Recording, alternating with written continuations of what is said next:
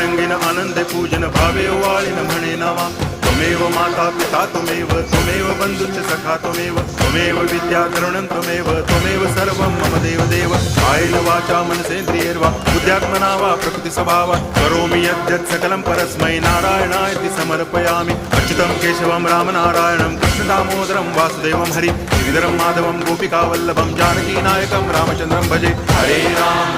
Ram